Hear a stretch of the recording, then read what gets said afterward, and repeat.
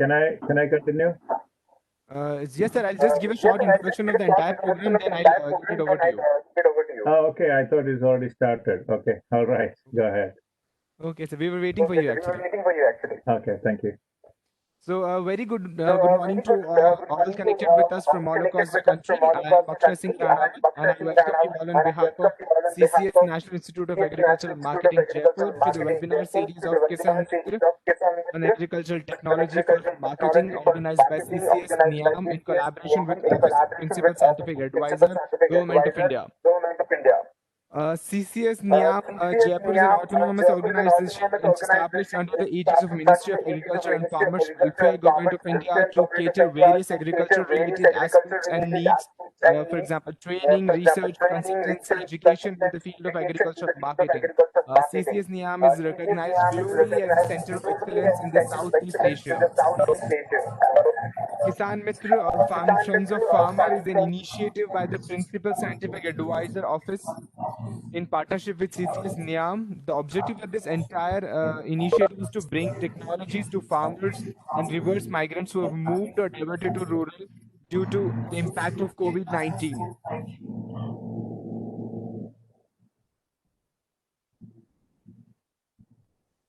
So, uh, see, on the supply side of the technology, there are innovators, entrepreneurs, researchers in academic and research institutions talking about technologies.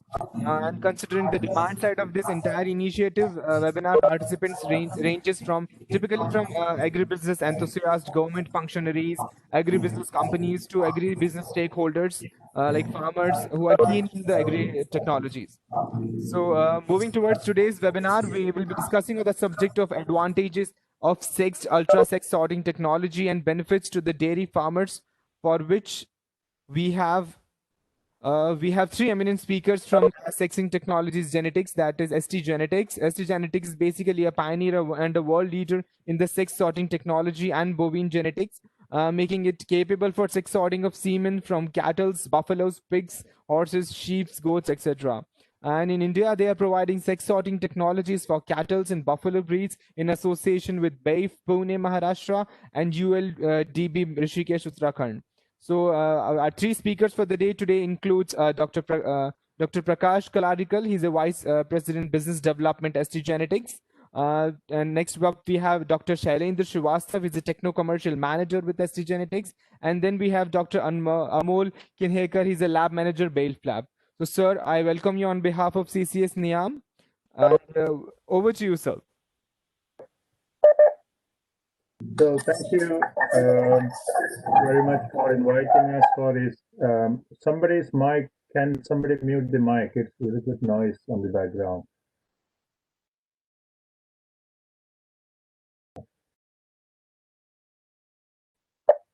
Yeah. Can you hear me now? Okay, good. Okay, thank you.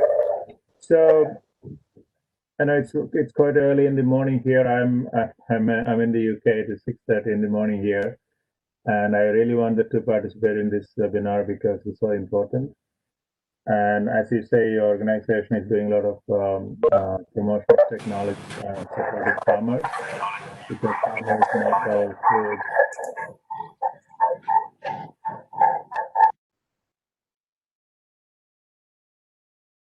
We cannot eat any food if the farmers don't make food for us. So, and then my grandparents were farmers too, so I know how valuable that is. So, when you talk about, I will introduce the company in a bit, but just to talk about the technology, because you are a technology promotion company. I was looking at some calculation, and suppose you consider using sex semen versus conventional semen.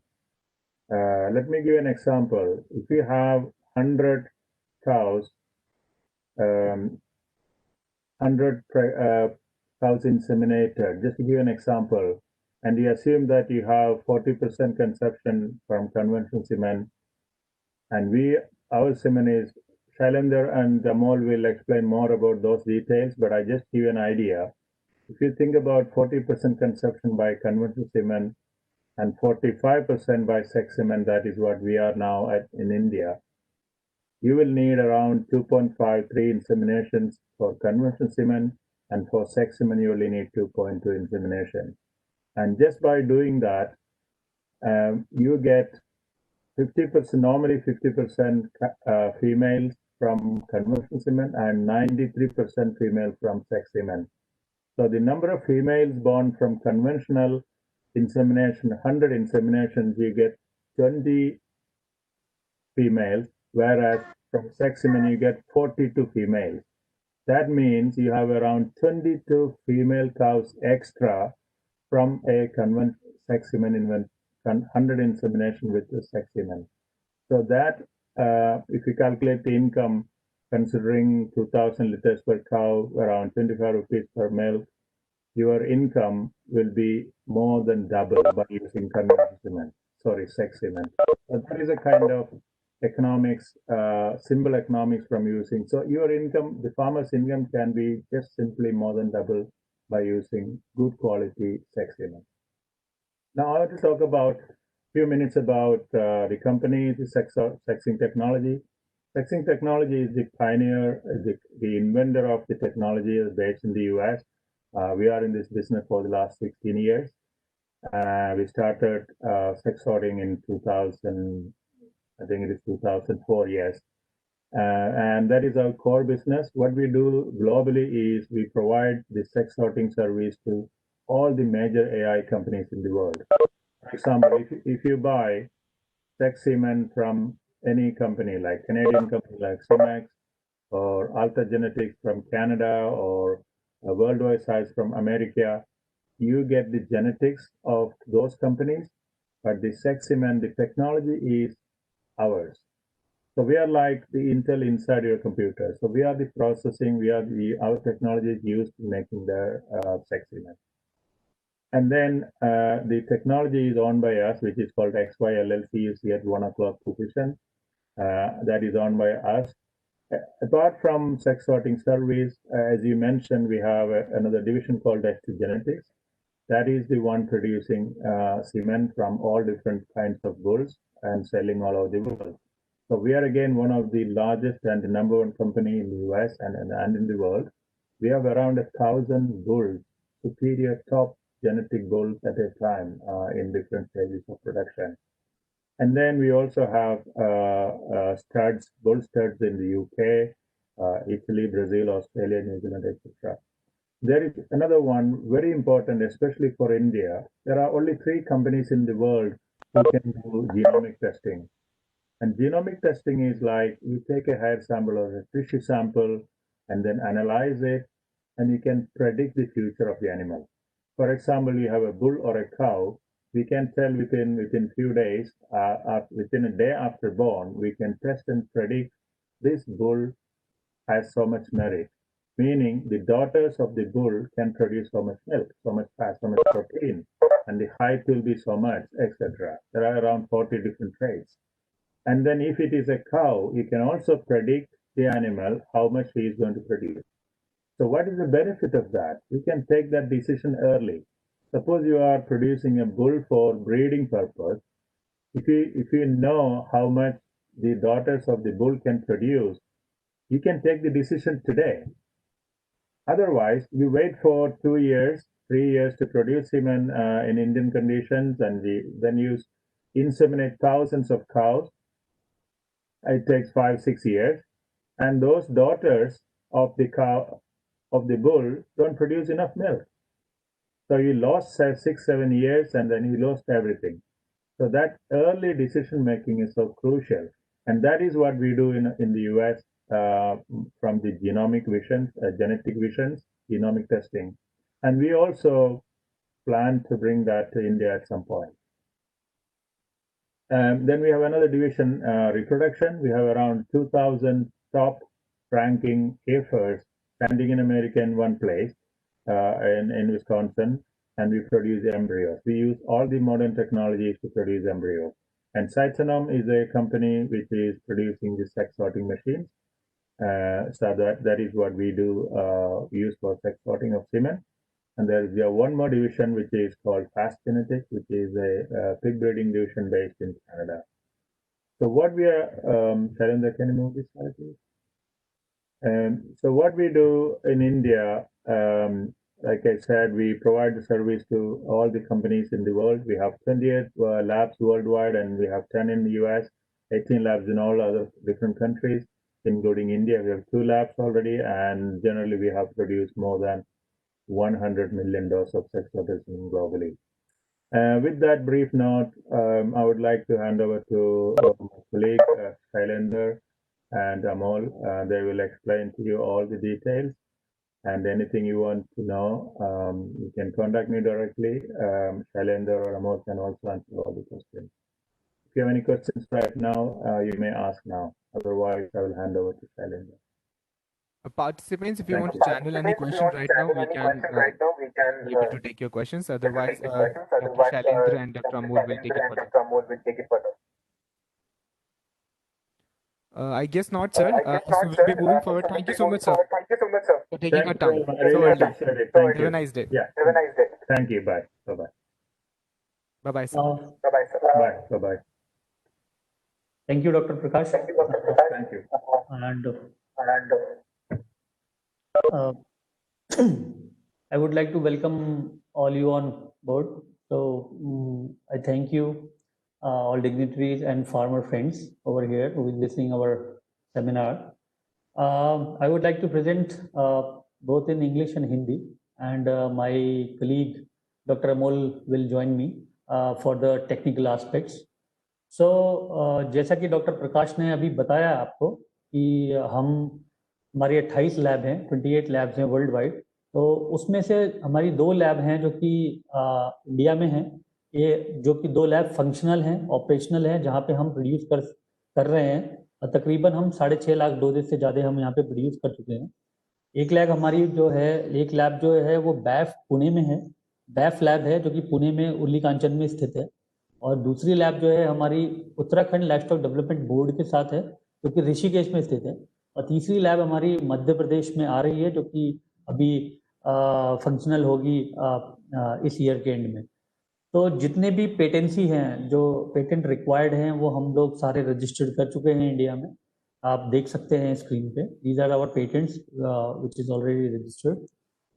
सो मेरी screen पे आप जो देख पा रहे हैं ये BAIF lab है। बैफ लैब के बिल्कुल प्रीमाइसेस में, बिल्कुल इसके बगल में हमारी ST जेनेटिक्स की लैब है। और ये हमारी ये लैब जो है, हम यहाँ पे बैफ के लिए जो सेक्स सॉर्टेड सीमेन प्रोसेस करते हैं उनके लिए हम उनको सर्विसेज प्रोवाइड कर सकते हैं। अब ये देख सकते हैं हमारी ये लैब है, इंटरनल लैब ऐसी होती है, कुछ सॉर्टर्स लगे हुए हैं, मशीन्स हैं जो कि स्पर्म सॉर्टिंग करती है।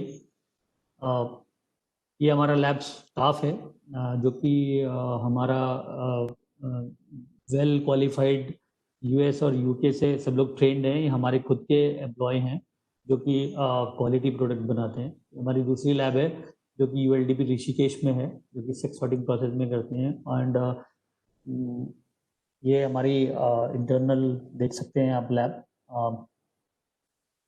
सो बेसिकली अगर मैं प्रिंसिपल की बात करूं, टेक्नोलॉजी के प्रिंसिपल की बात करूं, तो जनरली जो सीमेन होता है उसमें 2 तरह के स्पर्म होते हैं। फीमेल स्पर्म होते हैं जिसको हम एक्स बियरिंग क्रोमोसोम स्पर्म बोलते हैं, और एक वाई क्रोमोसोम बियरिंग स्पर्म होते हैं, उसको वो सेक्स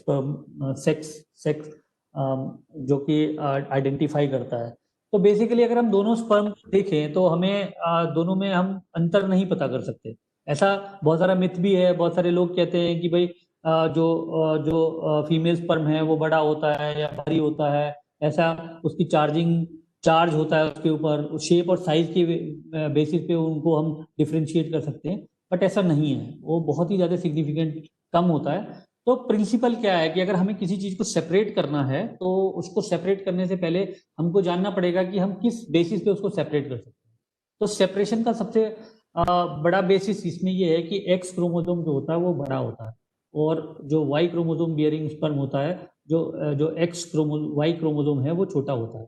और बड़ा होने की वजह से जो उसका DNA कंटेंट होता है, एक्स क्रोमोसोम का जो DNA कंटेंट होता है वो ज़्यादा होता है। बोवाइंस के केस में वो 3.8%, अराउंड 4% ज़्यादा होता है। और यही प्रिंसिपल है, यही बेसिस है डिफ्रेंशिएशन का।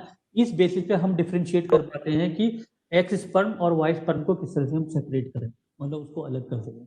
तो ये आपको एक थोड़ा सा मॉडल दिखाई दे रहा होगा, स्कीमेटिक मॉडल है जो कि आपको बताएगा कि हम किस तरह से हम इसको सेपरेट करते हैं। या आप में से कोई माइक बंद कर सकता है क्या, कि मुझे इको आ रही है, दैट इज क्रिएटिंग डिस्टर्बेंस।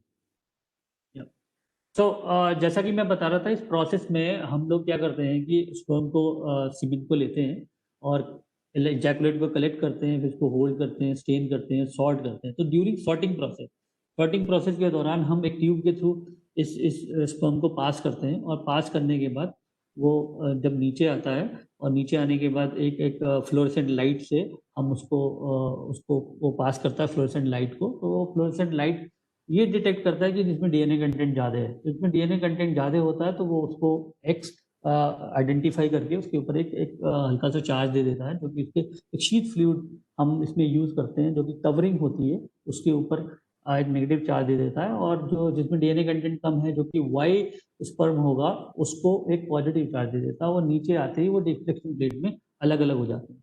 तो साइमल्टेनियसली जब भी हम इस प्रोसेस को करते हैं तो हम एक्स और वाई को सेपरेट करते हैं बिना वाई को मारे। टेक्निकली हम दोनों को सेपरेट करते हैं। तो नेक्स्ट स्लाइड डॉक्टर साहब। तो इसके फायदे क्या होंगे? इसका सबसे बड़ा फायदा यह होता है कि जब भी हम सेपरेट करेंगे एक्स और वाई को, तो क्या होगा, साइमल्टेनियसली हमें दोनों डिजायर्ड जेंडर मिल सकते हैं। अगर हमें अगर वाई भी चाहिए, अगर हमें मेल भी पैदा करना है, तो हम उसको सेपरेट करके ले सकते हैं। और दूसरी चीज ये होती है कि अगर वाई को किल कर देंगे तो क्या होता है कि डेड एंड डाइंग स्पर्म जो होते हैं, अगर सीमेन के अंदर डेड एंड डाइंग स्पर्म जितने ज़्यादा अधिक मात्रा में होंगे, तो जब हम उसको थॉ करते हैं, सीमेन को जब हम इंसेमिनेशन के लिए प्रिपेयर करते हैं, तो थॉइंग के दौरान क्या होता है कि जो डेड एंड डाइंग स्पर्म होते हैं कुछ टॉक्सिक सब्सटेंसेस सिक्रीट करते हैं, जिसकी वजह से जो लाइव स्पर्म होते हैं उनकी हेल्थ के लिए डिटरमेंटल होते हैं, वो खराब होते हैं। तो उसकी वजह से जो कंसेप्शन रेट है, जो हमें कंसेप्शन चाहिए, वो हमें कम मिलती है। तो टेक्निकली हम एक्स और वाई को अलग करते हैं, वाई को बिना मारे, और डेड एंड डाइंग स्पर्म भी नहीं रहेंगे, तो उसकी वजह से कंसेप्शन बेहतर मिलेगा। साथ ही साथ जो नेचुरली जब हम इजैकुलेट को कलेक्ट करते हैं, तो उस दौरान को डेड एंड डाइंग स्पर्म होते हैं प्रोसेस से पहले, और प्रोसेस के दौरान भी जो भी डेड एंड डाइंग स्पर्म होते हैं, तो हमारी एक पेटेंटेड टेक्नोलॉजी है जो कि अल्ट्रासेप टेक्नोलॉजी के नाम से जानी जाती है। उसके थ्रू हम जितनी भी डेड एंड डाइंग स्पर्म है और उसको भी हम निकाल लेते हैं। उसकी वजह से भी वो हमें कंसेप्शन रेट बेहतर मिलता है। इस टेक्नोलॉजी में एक फायदा और भी है कि जब हम स्पर्म को प्रोसेस करते हैं तो हम एक फ्लूइड शीथ का इस्तेमाल करते हैं। फ्लूइड शीथ एक ऐसा फ्लूइड शीथ है, पेटेंटेड फ्लूइड है, जो कि एक स्पर्म को कवर कर लेता है, चारों तरफ से कवर कर लेता है। तो जिसकी वजह से वो जो स्पर्म होता है वो शीथ के अंदर बिल्कुल प्रोटेक्टेड रहता है। उस पे वो प्रोसेस के दौरान जो उस पर उसकी हेल्थ के लिए जो चीज़ें खराब हैं, डेट्रीमेंटल हैं, वो नहीं होती, वो बिल्कुल फुली प्रोटेक्टेड रहता है।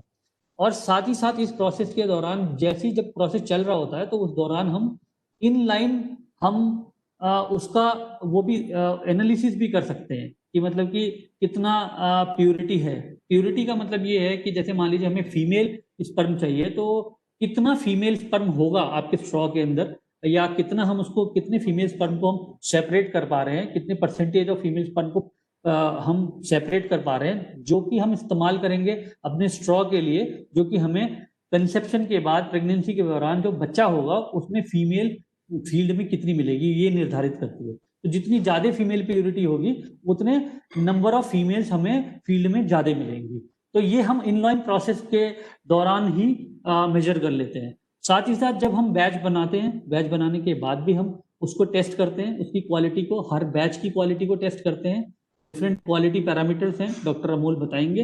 तो उस क्वालिटी पैरामीटर्स पे हम उसको जज करते हैं। जैसा कि आप स्क्रीन पे देख पा रहे हैं, एक वीडियो केस है, ये ऑनलाइन प्रोसेस चल रहा है, और इस ऑनलाइन प्रोसेस में हम एक्स और वाई को हम पहचान पा रहे हैं। 2 पीक अगर आपको नजर आ रही है, तो इसका मतलब है कि हम एक्स और वाई को बहुत अच्छी तरह से पहचान पा रहे हैं और उनको हम सेपरेट कर पा रहे हैं। तो इससे ये निर्धारित हो जाता है कि जो भी हम सेपरेट कर रहे हैं, हम एक्स को जो सेपरेट कर पा रहे हैं, वो बहुत अच्छे प्योरिटी के साथ सेपरेट कर पा रहे हैं, जिससे हम जो प्रोडक्ट बनाएंगे वो उच्चतम क्वालिटी का होगा, और बेहतर हमें फील्ड में बछड़ी के रूप में, हमें जो बछड़ी मिलेंगी उसके रूप में हमें विगत होगा। तो जैसा कि हमारा टॉपिक भी था सेक्स अल्ट्रा, तो सेक्स अल्ट्रा कोई एक ऐसा मतलब हम सीमेन एक प्रोडक्ट नहीं है, सेक्स अल्ट्रा एक पूरा सिस्टम है, सेक्स अल्ट्रा एक पूरा प्रोसीजर है, एक नया प्रोसीजर सिस्टम है, नया इक्विपमेंट है जिसमें टेम्परेचर सिस्टम का बहुत ख्याल रखा गया है, उसमें स्टेन ऑप्टिमाइजेशन का ख्याल रखा गया है, एडवांस एक्सटेंडर्स का, मीडिया का ख्याल रखा गया है, उसका पीएच को बहुत बढ़िया रखा गया है, ऑक्सीडेशन रिडक्शन प्रोसेस को बहुत ज्यादा सुदृढ़ बनाया गया है, और साथ ही साथ डेड सेल सेपरेशन को भी उसमें सम्मिलित किया गया है। तो इसकी वजह से ये सेक्स अल्ट्रा एक पूरी टेक्नोलॉजी है, ये पूरी एक साइंस है और एक पूरा प्रोसीजर सिस्टम है जो कि एक स्पर्म को ऐसा एनवायरमेंट प्रोवाइड करेगा जिसकी वजह से वो ज्यादा बेहतर वाइबल रहेगा, बेहतर कंसेप्शन रेट देगा और बेहतर बछड़ी ही मिलेगी आपको जब आपके फील्ड में काविंग होगी।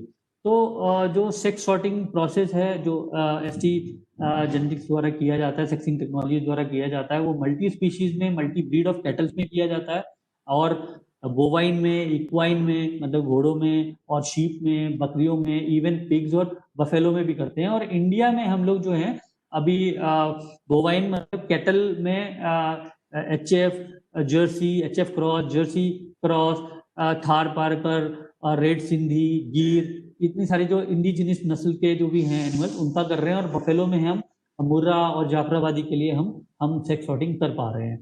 तो अगर हमें क्वालिटी को मेजर करना है, किसी भी मतलब अगर हमें इस प्रोडक्ट की क्वालिटी को मेजर करना है तो क्या क्राइटेरिया होगा उसका क्राइटेरिया जो है, क्वालिटी कंट्रोल का जो क्राइटेरिया है वो 3 क्राइटेरिया पे बेस्ड है। एक लैब बेस्ड होता है जो कि QC रिजल्ट और प्यूरिटी के बेसिस पे हम डिफाइन करते हैं।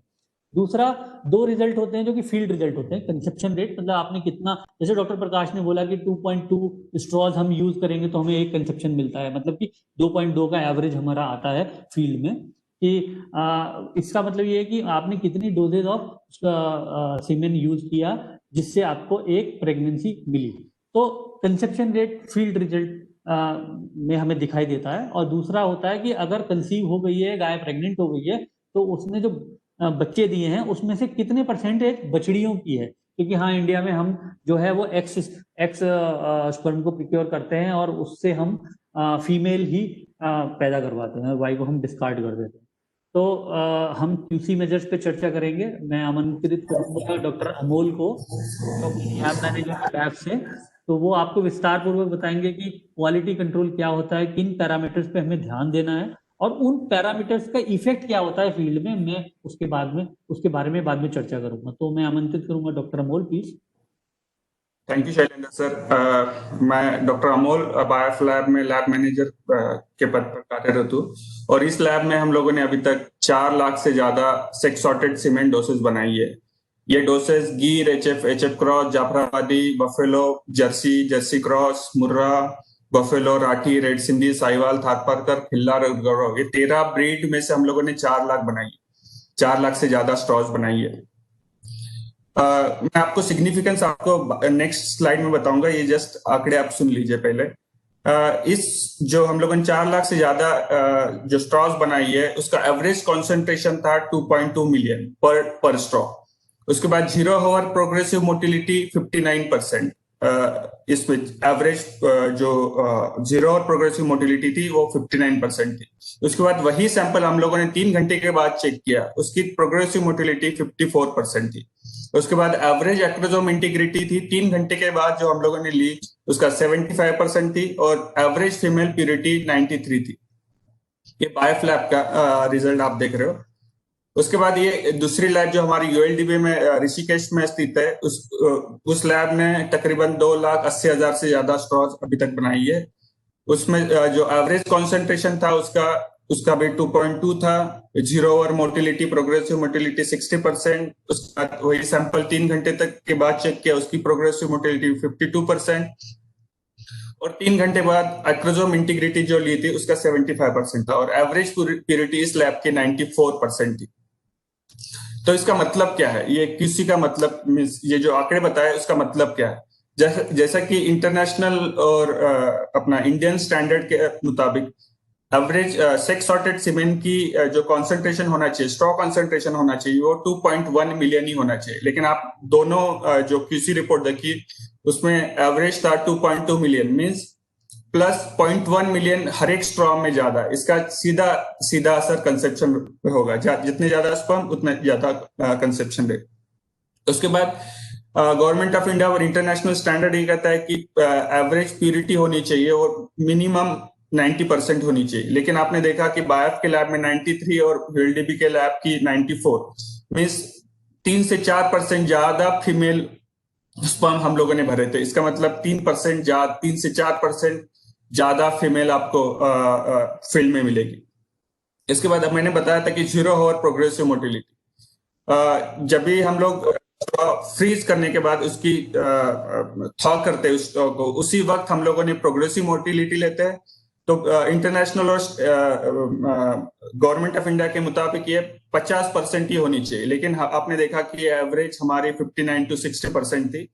इसका मतलब है 9 से 10% ज्यादा प्रोग्रेसिव मोटिलिटी। इसका सीधा असर होगा कि ये ज्यादा कंसेप्शन देगी। उसके बाद वही सैंपल हम लोगों ने 3 घंटे के बाद चेक किया। एक बार था कि उसका 0 और रीडिंग लिया, उसके बाद वही सैंपल 3 घंटे के बाद हम लोगों ने चेक किया, उसकी प्रोग्रेसिव मोटिलिटी ली, उसका था 54%। लेकिन गवर्नमेंट ऑफ इंडिया और इंटरनेशनल स्टैंडर्ड ये कहता है कि ये 30% ही होनी चाहिए। तो इसका सीधा मतलब है कि 24% ज्यादा कंसेप्शन रेट, 24% ज्यादा मीन्स जो लिमिट है उससे ज्यादा है। इसका सीधा असर कंसेप्शन रेट पे होगा। और एक बात बताना चाहता हूँ कि 3 घंटे के बाद मोटिलिटी इसलिए चेक करते हैं कि ज्यादा से ज्यादा वक्त स्पर्म फीमेल रिप्रोडक्टिव ऑर्गन के अंदर होना चाहिए ताकि ज्यादा से ज्यादा कंसेप्शन दे पाए। इसके बाद परसेंट एक्रोजोम इंटीग्रिटी। एक्रोजोम ये होता है कि उसका हेड जो हेड होता है, स्पर्म का हेड, एक्रोजोम, उसको एक्रोजोम कहा जाता है, उसकी इंटैक्ट होना बहुत जरूरी है ताकि वो एग्स को फर्टिलाइज कर पाए। तो गवर्नमेंट ऑफ इंडिया और इंटरनेशनल स्टैंडर्ड ये कहता है कि ये 50% ही होनी चाहिए, वो भी 0 और जैसे थॉ की स्ट्रॉ उसी वक्त 50% होनी चाहिए। लेकिन हम लोगों ने 3 घंटे के बाद भी उसका रीडिंग लिया तो ये 75% एवरेज मिली थी हम लोग। इसका सीधा मतलब है कि 25% ज्यादा ये परसेंट एक्रोजोम इंटीग्रिटी है। इसका सीधा असर है कि ये स्पर्म बहुत ही अच्छे है और एग्स को फर्टिलाइज कर पाता है। इसका सीधा मतलब ये होगा कि इंप्रूव कंसेप्शन रेट इंप्रूव होगा। आप ये देख सकते, सॉरी, आप देख सकते हो कि ये 3 घंटे की मुर्रा व फेलो की मोटिलिटी है जो माइक्रोस्कोप से कैप्चर की गई। और आप नेक्स्ट स्लाइड वीडियो में देख पा रहे हो कि ये कासा होता है। कासा मींस एक कंप्यूटराइज एक प्रोग्रेसिव मोटिलिटी मेजर करने का एक टूल है। इसमें आप वही सैंपल आप हम लोगों ने चेक किया तो इसमें देखिए आप प्रोग्रेसिव मोटिलिटी इसकी 65.8% है। मैंने अभी पिछले स्लाइड्स में बताया कि एवरेज हमारी प्यूरिटी एक्स बेरिंग स्पर्म की स्ट्रॉ की प्यूरिटी ये 93% से ज्यादा, तो 93 to 94% होती है। तो आप देख सकते हैं कि हम लोगों ने एक गिर की इस स्लाइड में दिखाई गई है, ये 93.8 थी। रेड सिंधी की 94.9, साहिवाल 93.6, थरपारकर 94.3, जाफराबादी बफेलो भैंस में भी 93.4, मुर्रा की 93.4, जर्सी 93.6, HF क्रॉस की 93.3। तो ये स्लाइड दिखाने का मतलब है कि हम लोग कम एवरेज प्यूरिटी हमारी 93% से भी ज्यादा होती है। तो मैं शरद को पुनः आमंत्रित करना चाहता हूँ ताकि अगली स्लाइड प्रेजेंट कर। Thank you doctor Amol. जैसे कि डॉक्टर अमोल ने आपको क्वालिटी कंट्रोल के बारे में बताया, क्यूसी रिजल्ट्स के बारे में बताया, उसमें एक बहुत महत्वपूर्ण बात बताई उन्होंने फीमेल प्योरिटी के बारे में। एक्स क्रोमोसोम बेरिंग स्पर्म की प्योरिटी कितनी है। मुझे सुन पा रहे हैं सर? या तो एक्स क्रोमोसोम की प्योरिटी के बारे में अभी बताया, और उन्होंने ये बताया कि जितने भी हम ब्रीड, इससे पहले वाली स्लाइड्स में भी आपको बताया कि बहुत सारी ब्रीड्स हैं जिनकी जो फीमेल प्योरिटी वो जो रखते हैं वो 93% से अबव रखते हैं। तो इसका मतलब ये है कि जब भी हम एक स्पर्म को स्ट्रॉ में भरते हैं तो उसमें जो फीमेल होने की जो संख्या है, जो फीमेल क्रोमोसोम बेरिंग स्पर्म होने की जो वो है वो 93% से अधिक है। मतलब उनका जो नंबर है वो 93% से अधिक है। तो हमारे सामने, आपके सामने एक स्लाइड आप देख पा रहे होंगे, ये एक पोस्टर प्रेजेंटेशन किया गया है ADSA में, और ये पिछले साल का प्रेजेंटेशन है, अवॉर्डेड पे पोस्टर है ये अमेरिकन डेयरी साइंस एसोसिएशन में। तो इसके माध्यम से मैं आपको क्वालिटी कंट्रोल और फील्ड रिजल्ट के बीच में क्या कोरिलेशन है वो बताना चाहता हूँ। तो जेंडर प्योरिटी जो सेक्स सॉर्टेड सीमेन की है वो हमने लैब में मेजर की।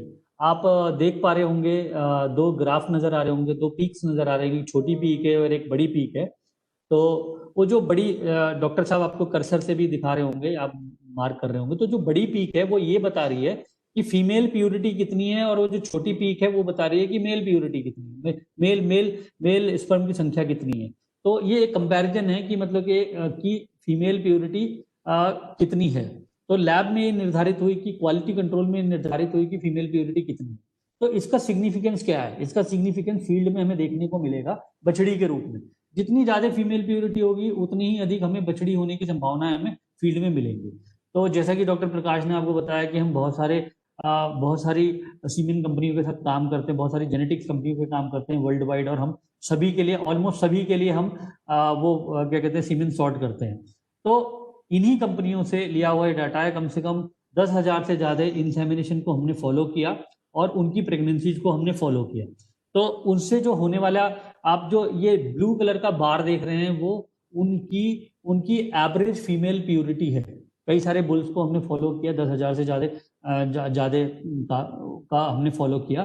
तो ये जो ब्लू कलर वाला दिखाई दे रहा है ये एवरेज फीमेल प्योरिटी लैब की है, और ये जो पर्पल कलर का ग्राफ दिखाई दे रहा है जो कि ऑलमोस्ट उसके बराबर है, कि ये आपको ये दर्शा रहा है कि उनके द्वारा जो फीमेल पैदा हुई हैं फील्ड में वो कितनी है। तो वो लगभग, जो उनका कोरिलेशन था वो लगभग ±1% लेबोरेटरी रिजल्ट के था। इसका मतलब कि सीइंग इज बिलीविंग। जो हम लैब में हम जिस प्योरिटी के साथ हम डाल रहे हैं सीमेन को, वो उसी प्योरिटी के साथ, उसी जेंडर रेशो के साथ हमें फील्ड में भी बछिया मिल रही है। तो ये कोरिलेट हो जाता है, वैलिडेट होता है, और इनका कोरिलेशन ±1% लेबोरेटरी रिजल्ट के साथ है, जो फील्ड और रिजल्ट के साथ है। तो आगे वाली स्लाइड्स में भी मैं कुछ आपको चीजें बताऊंगा जो कि इसको कोरिलेट करती हैं। सेम ऐसे ही रिजल्ट हमें इंडिया में भी मिले हैं। तो जैसे कि मैं आप बताना चाहूंगा, बैफ द्वारा कुछ आर्टिफिशियल इंसेमिनेशन हुई सेक्स सॉर्टेड सीमेन द्वारा, तकरीबन 28,796 28,796 AI की गई सेक्स सॉर्टेड सीमेन द्वारा, जिसमें से 6,157 प्रेगनेंसी डायग्नोसिस की गई, जिसमें से जो कंफर्म प्रेग्नेंट मिली हैं वो 2715 मिली हैं।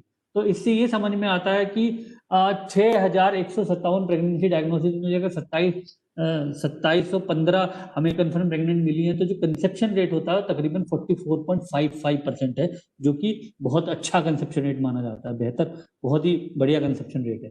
तो जितनी कंफर्म प्रेग्नेंट में से जो काविंग हुई है वो तकरीबन 261 काविंग हुई थी, मतलब 261 ब्यात हुई थी। उसमें से जो बच्चे पैदा हुए थे 262 पैदा हुए थे। ये एक ज्यादा इसलिए क्योंकि वहां पे एक ट्विन पैदा हुआ था, मतलब जुड़वा बच्चे पैदा हुए थे, इसलिए बच्चों की संख्या काविंग से ज्यादा है।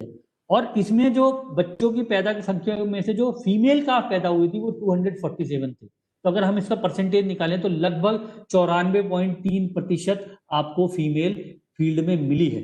मैं आपका और ध्यान आकर्षित करना चाहूंगा डॉक्टर अमोल की बात पे। जैसे डॉक्टर अमोल ने 3 स्लाइड पहले आपको बताया था कि हमारी जो फीमेल प्योरिटी है वो 93% है, और हमें इस रिजल्ट से देखने को मिलता है, जो बैफ के रिजल्ट से मैंने आपको दर्शाया है, कि जो बछड़ी होने की जो संख्या है, मतलब बछड़ी जो हुई है उनकी परसेंटेज 94% से अधिक है। तो ये भी आप देखिए कि फीमेल प्योरिटी 93% है और बछड़ी जो हो रही है वो 94% से ज्यादा है। तो ये परफेक्टली मैच कर रहा है, जो हम लेबोरेटरी में कर रहे हैं वही हमें फील्ड में देखने को मिल रहा है। ऐसा ही रिजल्ट हमें ULDB के साथ मिला है, उत्तराखंड लाइवस्टॉक डेवलपमेंट बोर्ड में, के द्वारा जो सेक्स सॉर्टेड द्वारा AI हुई है वो 22,051 AI हुई है। उसमें से 11,904 प्रेगनेंसी डायग्नोसिस में हमें कंफर्म प्रेगनेंसी जो मिली है 5,458 के आसपास, 5,458, और जो कंसेप्शन रेट इसमें से निकल के आया है वो 45.85% है, जो कि बहुत ही अप्रिशिएबल है और बहुत हाई है। और इनके द्वारा जो काफ बॉर्न हुए हैं वो तकरीबन 455 काफ बॉर्न हुए हैं, उसमें से जो फीमेल काफ हैं वो 435 हैं, जो कि 95%, 95.6% यानी मोर देन 95% से ज्यादा फीमेल काफ बॉर्न हुए हैं। ये भी सिद्ध करता है, इससे क्लियरली सिद्ध हो रहा है कि जो हमारी फीमेल, जो हमने लैब की प्योरिटी है वो बिल्कुल मैच कर रही है हमारे फील्ड जेंडर रेशो से, जो हम लैब में निर्धारित कर रहे हैं वही हमें वहां। आपके सामने एक स्लाइड में फ्रांस की रिपोर्ट है, ये 2015 से लेकर 2019 तक की जो काव बॉर्न हुए उनका नंबर है। तो टोटल तकरीबन तकरीबन 10,63,500 काव्स बॉर्न हुए थे, और उनमें जो फीमेल का रेशो हमें मिला था वो 91% के आसपास मिला था। तो कहीं भी किसी भी स्थिति में हम यही कहते हैं कि 90% से अधिक हमें बछड़ी मिली होगी और मिलेगी। उससे ये इन रिजल्ट को देख के हमें मतलब काफी अप्रिशिएबल रिजल्ट है, जिससे हमें साबित कर सकते हैं इस चीज को। तो हमें क्यों यूज करना चाहिए सेक्स अल्ट्रा सेक्स सॉर्टेड सीमेन, हमें क्यों यूज करना चाहिए? तो सबसे बढ़िया बात यह है कि हमें 90% से ज्यादा फीमेल प्योरिटी हम लैब में निर्धारित करते हैं, जिससे हमें 90% से अधिक ही बछड़ी फील्ड में मिलेगी। और ये हाई फर्टिलिटी सीमेन है, और जिसका जो कंसेप्शन रेट है वो equal to even more than, जैसा कि आपने रिजल्ट के थ्रू देखा है 45% से अबव आपका कंसेप्शन रेट है, जो कि मोर देन कंसेप्शन कन्वेंशन सीमेन से है। तो ये जो आपको फर्टिलिटी मिलेगी वो मोर देन आपको क्या कहते हैं कन्वेंशन सीमेन और इवन उसके बराबर मिलती है।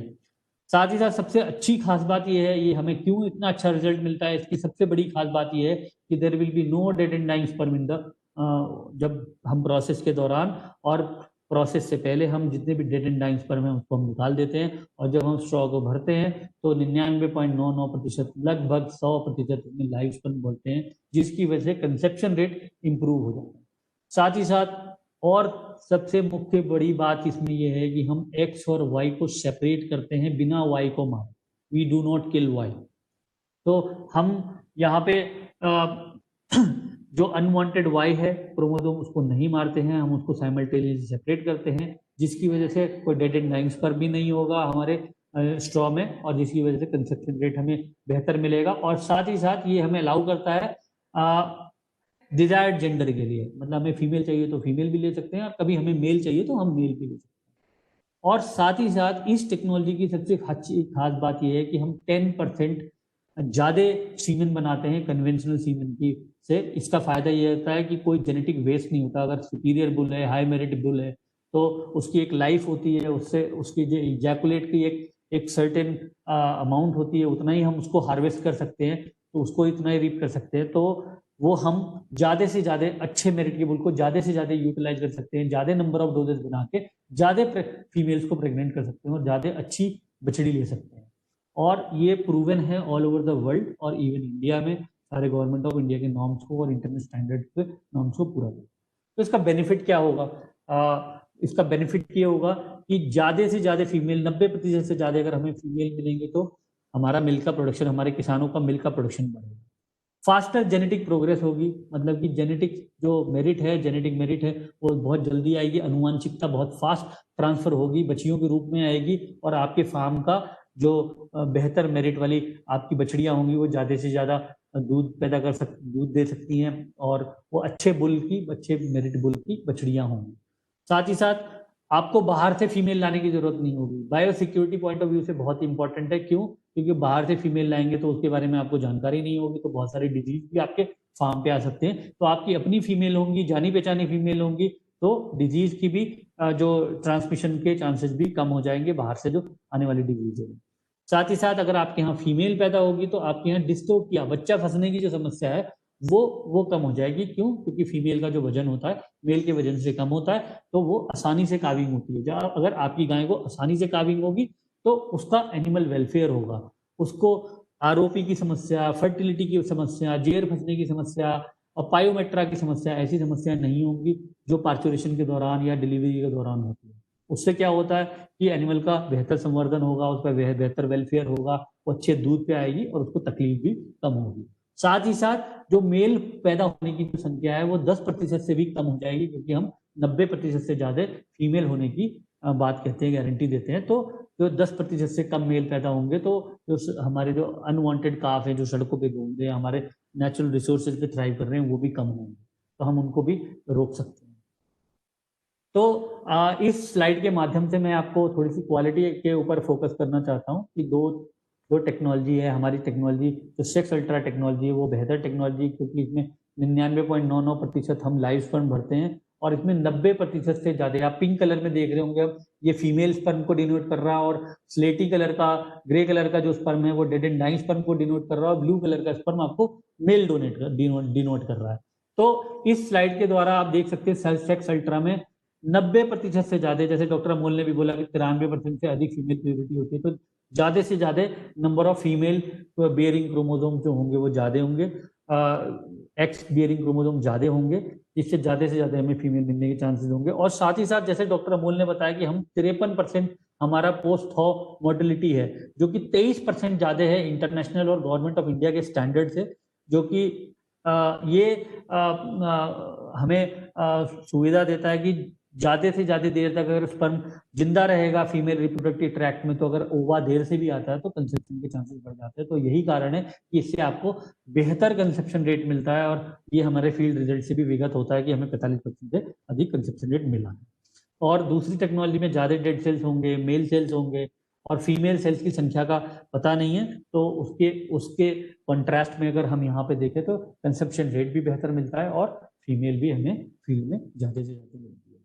तो अब हमने ये चीजें समझी, ये टेक्नोलॉजी समझी, सब कुछ समझा, प्रोडक्ट जो रूप में आया हमारे वो स्ट्रॉ के रूप में आया। तो अब इस स्ट्रॉ को हम पहचाने कैसे, इसकी पहचान क्या होती है? तो कभी भी स्ट्रॉ को अगर पहचानना है तो एक हमारा गवर्नमेंट ऑफ इंडिया की तरफ से ये पूरा एक सिस्टम है, कलर कोडिंग का सिस्टम है। ये कन्वेंशनल सीमेन के लिए भी फॉलो किया जाता है, लेकिन कुछ मुख्य बातें जो सेक्स सॉर्टेड सीमेन के बारे में मैं बताना चाहूंगा तो ये है कि ब्रीड का जो चुनाव होता है, ब्रीड की जो पहचान होती है उसके कलर के बेसिस पे होती है। मैं इसमें से आपको एक एग्जांपल लेके बताता हूँ। जैसे ऑरेंज कलर जो है इंडिकेट करता है इंडिजिनस कैटल को, जैसे बफेलो ग्रे कलर को। क्यों ये जानना इसलिए जरूरी है क्योंकि ये स्ट्रॉ होते हैं, लिक्विड नाइट्रोजन में रहते हैं, उनको बाहर निकाल के हम पढ़ नहीं सकते, तो हम कलर से ही पहचान सकते हैं कौन सी ब्रीड का कौन सा है। तो उस पर लिखा क्या होता है, जैसे कि मैं इंडिजिनस कैटल वाले में बात करूं, ऑरेंज कलर वाला आप देख रहे होंगे, तो उस पर सबसे पहले लिखा होगा ST सेक्स अल्ट्रा XF90%। इसका मतलब है सेक्सिंग टेक्नोलॉजी द्वारा बनाया हुआ ये सेक्स अल्ट्रा है, जो कि एक सेक्स सीमेन है, जो कि 90% से अधिक फीमेल देता है। 90% फीमेल प्योरिटी वाला ये सेक्स अल्ट्रा है। ये पहली पहचान हो गई। दूसरा, किस एजेंसी ने इसको बनाया है, वो BF लिखा हुआ है। TH का मतलब है कौन सी ब्रीड का है, थारपारकर ब्रीड का है तो उसका नोटेशन है ये कि थारपारकर को हमने TH से बताया है। फोना उस बुल का नाम है, और थारपारकर TH थारपारकर है। बैफ ने बनाया है 22/6/20 को, जो कि आप डेट देख पा रहे होंगे स्ट्रॉ के ऊपर, वो ये डेट जिस दिन हमने इजैकुलेट को लिया है उसका डेट है। एक फ्रीजिंग नंबर है 3184, उसकी माँ की पूरे लैक्टेशन की यील्ड कितनी है 3184 लीटर, 300 से 305 दिन में उसकी माँ ने दूध दिया है। और बाकी बार कोड है, बार कोड आपको ये दर्शाता है कि उसकी परफेक्ट ट्रेसेबिलिटी, उसकी पूरी डिटेल इस बार कोड में निर्धारित है। आप उसको उसकी ट्रेसेबिलिटी देख सकते हैं। तो अब जब हम सेक्स अल्ट्रा को इस्तेमाल करते हैं तो उसको इस्तेमाल करने के लिए क्या रिकमेंडेशन है? देखिए ये रिकमेंडेशन सबके लिए लागू होती है, कन्वेंशनल सीमेन के लिए भी लागू होती है, लेकिन सेक्स अल्ट्रा को अगर इस्तेमाल कर रहे हैं और इन बातों का ध्यान रखते हैं, चाहे कन्वेंशनल सीमेन भी इस्तेमाल करते हैं और इन बातों का ध्यान रखते हैं, तो आपको बेहतर रिजल्ट मिलेंगे। तो नटशेल में मैं थोड़ा बताना चाहूंगा वो रिकमेंडेशन क्या है। कि पहली चीज, सेक्स अल्ट्रा को आप 14 से 20 घंटे में के बाद परफेक्ट स्टैंडिंग हीट जो है आपकी, उसके बाद आप 14 से 20 घंटे में इस्तेमाल कर सकते हैं। थोड़ा देर से भी इस्तेमाल कर सकते हैं क्योंकि इसके अंदर जो कैपेसिटेशन प्रोसेस है वो जल्दी हो जाता है, तो आप इसको थोड़ी देर से भी इस्तेमाल करेंगे तो कोई दिक्कत नहीं होगी, आपको बेहतर रिजल्ट मिलेंगे। तो 14 से 20 घंटे में आपको यूज करना है। वैसे कन्वेंशनल सीमेन को आप AMBM रूल से 12 घंटे में भी इस्तेमाल करते हैं। साथ ही साथ जो थॉइंग यूनिट है उसका टेम्परेचर रेगुलेशन करना बहुत इंपॉर्टेंट है। तो टेम्परेचर अगर रेगुलेशन नहीं होगा तो प्रॉपर्ली थॉइंग नहीं होगा। तो regulate the temperature of थॉइंग unit. Daily आपको उसका थॉइंग यूनिट का जो वाटर है उसको चेंज करना है, पानी को चेंज करना है, ताकि उसके अंदर कंटेमिनेशन की वजह से टेम्परेचर जो है, जो निर्धारित टेम्परेचर है वो हमें मिल सके। वीकली उसको हम साफ कर सकते हैं जो थॉइंग यूनिट है। और साथ ही साथ हमें टेम्परेचर का बहुत ख्याल रखना है। थॉइंग यूनिट का जो टेम्परेचर होना चाहिए वो 95 से 98 डिग्री फ़ारेनहाइट होना चाहिए, जो कि 35 से 37 डिग्री सेंटीग्रेड में होता है। अगर हम इस टेम्परेचर को निर्धारित कर लेंगे तो हमें बेहतर कंजप्शन रेट मिलेंगे, क्योंकि यही एक सही रेंज है टेम्परेचर की। अगर हम इसको टेम्परेचर को नहीं मापेंगे तो हमारा कंजप्शन फेल हो सकता है प्रॉपर थाइंग ना होने की वजह से। और साथ ही साथ प्रॉपर टाइम का भी हमें ख्याल रखना है, जो कि 45 सेकंड मिनिमम होना चाहिए। मैं तो कहता हूँ आप 1 मिनट तक रखिए, ताकि आपको बेहतर टाइम के साथ आप प्रॉपर थॉइंग होगी तो ज़्यादा से ज़्यादा स्पर्म वो मोटाइल होंगे उस कंडीशन में, और आपको बेहतर कंसेप्शन रेट मिलेगी। तो 95 से 98 डिग्री फ़ारेनहाइट से 35 से 37 डिग्री टेम्परेचर का ख्याल रखना है। और कोई भी एआई आपको करनी है तो 15 मिनट के भीतर आपको वो एआई कर देनी है, इससे आपको बेहतर कंसेप्शन रेट मिलेगा। और यही सेम प्रोटोकॉल अगर आप सिंक्रोनाइजेशन करने जा रहे हैं तब भी आप ये इस्तेमाल करें। थोड़ा सा मैं आपको ट्रेसिबिलिटी और रिव्यू ऑफ रिजल्ट के बारे में बताऊंगा। ये बहुत जरूरी है कि आपने कोई भी स्ट्रॉ अगर आपने यूज किया है तो वो आपको क्या डिजायर्ड रिजल्ट दे रहा है उसको आपको कोरिलेट करना जरूरी है। वो ट्रेसिबिलिटी से ही पता लगेगा, अपने रिजल्ट को रिव्यू करने से ही पता लगेगा। तो सबसे पहले आप वेरीफाई करें कि brand ST sex ultra XF 90% है या नहीं। ये आपको बताएगा कि आप सेक्स सॉर्टेड सीमेन सेक्स अल्ट्रा यूज कर रहे हैं कि नहीं कर रहे हैं। तो आप ये इंश्योर करिए, और साथ ही साथ जेंडर और उसकी प्योरिटी को, क्वालिटी और जेंडर प्योरिटी को इंश्योर करें। साथ ही साथ आप स्पीशीज को देखें, बफेलो यूज कर रहे हैं या काऊ की यूज कर रहे हैं, कौन सी ब्रीड का यूज कर रहे हैं, कौन सा ब्रीड का कौन सा बुल आप यूज कर रहे हैं, आपके डिजायर्ड वाला है जिसको आपने मांगा था या आप जो लगाना चाहते हैं वही है क्या नहीं है, आप उसको इंश्योर करें। तो इंश्योर करने उसको लगाने से पहले इस चीज को इंश्योर करें। इंसेमिनेटर जो लोग हैं जो कि इंसेमिनेशन कर रहे हैं, और वो भी उनकी भी जिम्मेदारी बनती है कि जो फार्मर हैं उनको ये सारी चीजों को इंश्योर करवाएं, और उनको बोलें कि ये उनके अपने रिकॉर्ड के लिए रखें। रिकॉर्ड रखने के लिए वो 2 तरीके हैं, उसकी फोटो खींच के भी रख सकते हैं और खाली स्ट्रॉ को भी रख सकते हैं। और फार्मर को खाली स्ट्रॉ को रखना ही चाहिए जब तक कि उसके यहाँ बछड़ी या बछड़ा पैदा नहीं हो जाता, बछड़ी पैदा नहीं हो जाती, ताकि आप वो कोरिलेट कर सकें कि इस स्ट्रॉ के इस्तेमाल के द्वारा हमें ये कंसेप्शन रेट मिला था और ये हमें बछड़ी मिली है। तो और साथ ही साथ इंसेमिनेटर को भी और फार्मर को भी ये ध्यान रखना चाहिए कि ये 90% से अधिक फीमेल देता है तो 10% से कम मेल भी दे सकता है। तो मेल होने के भी थोड़े चांसेस हैं, जो कि 10% से कम है। तो हमारे दिमाग में रहेगा तो हम ओवर एक्सपेक्टेशन नहीं करेंगे कि हमें 100% ही मिलेगा। 100% नहीं होता कुछ भी। साथ ही साथ एक बात का ध्यान ये रखना है, कुछ रिकॉर्ड्स रखने हैं हमें। जिस दिन आपने एआई करी है उसका रिकॉर्ड रखना है, प्रेगनेंसी डायग्नोसिस जब की है उस डेट का, और क्या रिजल्ट आया है कि प्रेग्नेंट है कि नॉन प्रेग्नेंट है, उससे ये डिसाइड होगा कि कंसेप्शन रेट कितना है। और जब बच्चा पैदा होता है तो बछड़ा है या बछड़ी है, उससे आपको ये पता लगेगा कि जेंडर क्या है। तो कौन सा जो आपने सीमेन स्ट्रॉ इस्तेमाल किया उसका कंसेप्शन रेट क्या है, और होने वाला बछड़ा या बछड़ी हुई है उससे आप कोरिलेट कर सकते हैं। सेक्स सॉर्टेड सीमेन जब भी आप इस्तेमाल करें तो हमेशा एक हेल्दी एनिमल के अंदर इस्तेमाल करें, किसी जिसके अंदर कोई रिप्रोडक्टिव प्रॉब्लम ना हो, न्यूट्रिशनली वेल फेड हो। मतलब कि एक अच्छे एनिमल जो कि जिसकी हीट प्रॉपर आती हो, टाइम पे आती हो, खुल के हीट आती हो, बढ़िया तरीके से हीट आती है, तो उसमें आप इस्तेमाल करें तो आपको सक्सेस के चांसेस ज्यादा मिलेंगे। ऐसे एनिमल में कभी आप इस्तेमाल ना करें जो कि एक बार रिपीट कर चुका हो, चाहे वो सेक्स सीमेन द्वारा हो चाहे वो कन्वेंशन सीमेन। तो आपको इस्तेमाल जो ये करना है वो एक मतलब जो पुराना रिपीट एनिमल नहीं है उसमें नहीं करना। और हमेशा याद रखें, एक बेस्ट काउ को आप बेस्ट बुल से ही आप सेक्स सॉर्टेड सीमेन का इस्तेमाल करें। आप जो सुपीरियर काउ है आपके, बेस्ट काउ है आपके हर्ड की, उससे आप बेस्ट या सुपीरियर बुल से ही आप इस्तेमाल करें, ताकि जो आने वाली बछड़ी है वो आपकी सुपीरियर जेनेटिक मेरिट की हो और अच्छा दूध पैदावार दे, और उसके जो अनुवांशिकता हो वो बेहतर हो। तो मैं बताना चाहूंगा कि विभिन्न नस्लों की गायों और भैंसों का उच्च प्रजनन क्षमता युक्त सॉर्टेड सीमेन जो कि 90% से अधिक बछड़ी ही देता है, वो भारत में उपलब्ध है। बैफ के एसोसिएशन से, बैफ के द्वारा, ULDB के द्वारा, तो sexting technology, ST genetics India से हम ये कहते हैं कि उच्च प्रजनन क्षमता युक्त सेक्स सॉर्टेड सीमेन द्वारा उन्नति की गारंटी होगी। हमारे किसानों को हमेशा उन्नति मिलेगी, इससे बेहतर दूध होगा, बेहतर एनिमल संवर्धन होगा, और कम बछड़े होंगे, उनकी जो इनकम होगी वो बेहतर होगी। तो ज़्यादा जानकारी के लिए आप ST जेनेटिक्स इंडिया को फॉलो कर सकते हैं। हमारा ये व्हाट्सएप नंबर आपको स्क्रीन पे नज़र आ रहा हुआ 9021268499, उस पर आप संपर्क कर सकते हैं। हमारा फेसबुक पेज है ST जेनेटिक टेस्ट इंडिया का, उसको आप फॉलो कर सकते हैं, उस पर आप मैसेज छोड़ सकते हैं। हम ट्विटर पे भी, इंस्टाग्राम, लिंक्डइन पे, यूट्यूब पे वीडियो, हमारे यूट्यूब चैनल को सब्सक्राइब कर सकते हैं, जिससे आपको बेहतर जानकारी मिल सकती है। तो आपका बहुत बहुत धन्यवाद, और इस सेमिनार के लिए बहुत बहुत धन्यवाद। और मैं चाहूँगा अगर आपके कोई क्वेश्चंस हैं तो आप प्लीज़ उसको पूछिए, हम उसको एड्रेस करेंगे। डॉक्टर अमोल, मैं डॉक्टर शैलेंद्र, डॉक्टर प्रकाश भी हैं यहाँ पे, जो कि आपके सारे क्वेश्चंस को एड्रेस करेंगे। Akshay, over to you, please facilitate for the questions.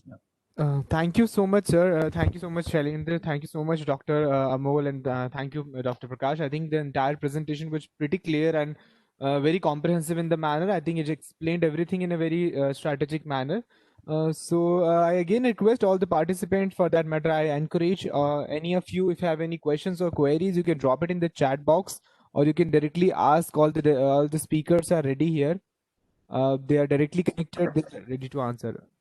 So if you have any question or query, any anything, any request for that matter, any kind of collaboration you want to get into, you can directly contact these people and those who are connected with us, and the details of their SH Genetics has already been shared with you.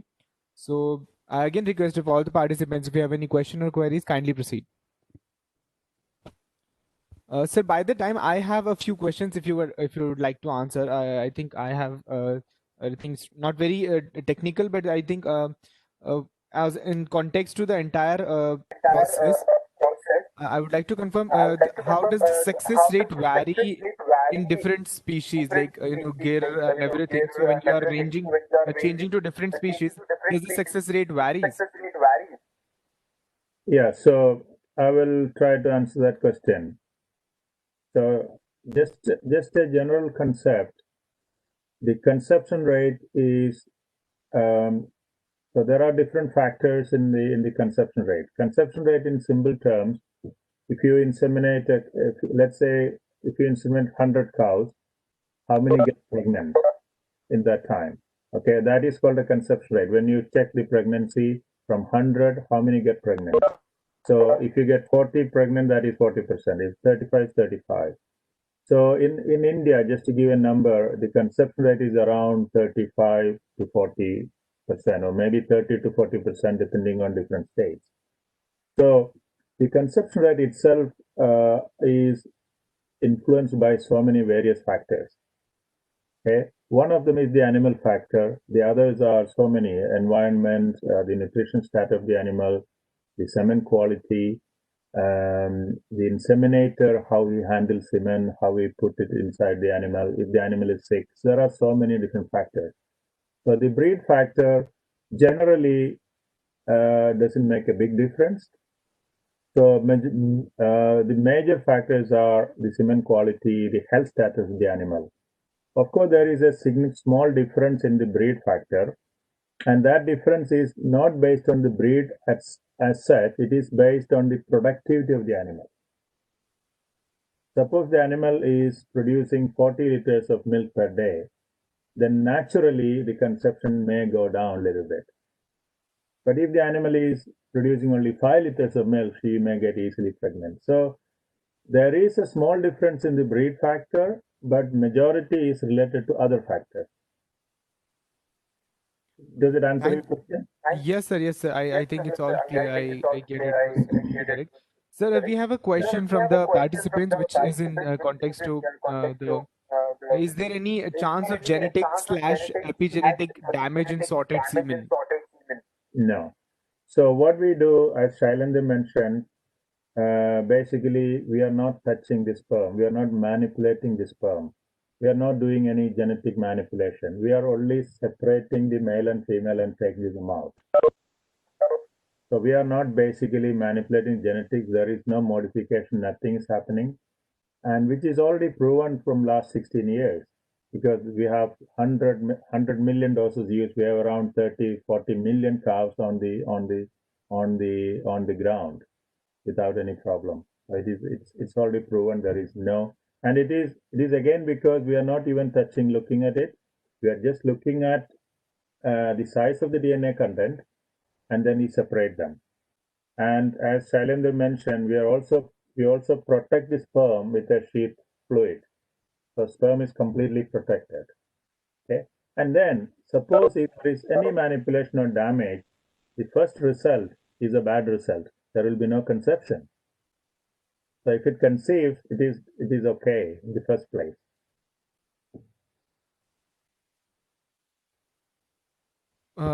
Thank you, sir. Thank you so much for the clarification. Participants, if you have any question or query or a request, you can kindly proceed.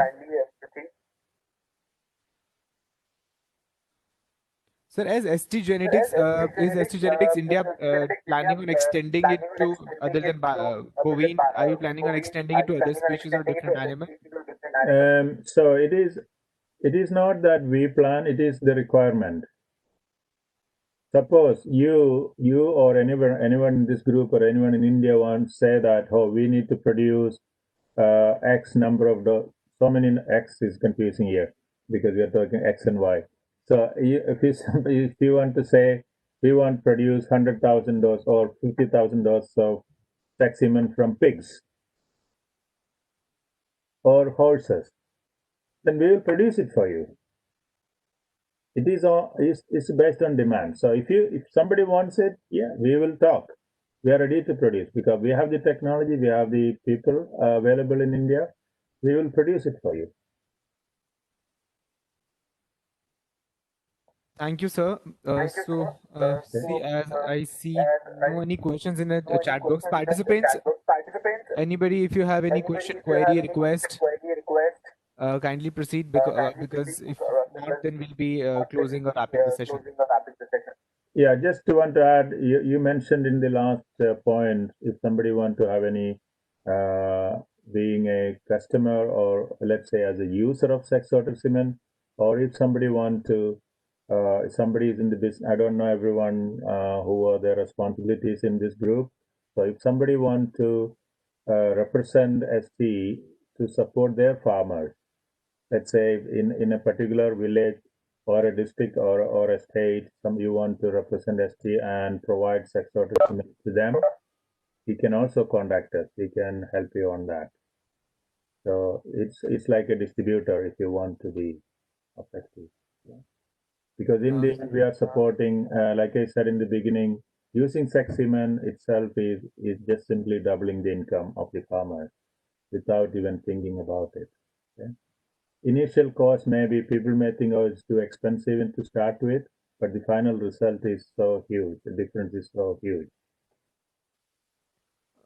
Yes, sir. I think the financial, viability of the product also makes an impact on the entire, the concept and the process. So I think so. Since there are no questions or queries, I think we'll be wrapping the session now. Again, would like to thank all other speakers today, Dr. Prakash, Dr. Shailendra, Dr. Amol, and to all the participants who were there silently and patiently listening to us. The details of the contact details of the SC Genetics has been shared with you, so feel free to contact them. They are open for any kind of collaboration, distributorship, or for that matter, any able to help you with any or question or query related to sex sorting. So thank you all. I think we'll be wrapping the session now. Thank I you. hope you have a nice day. Take care.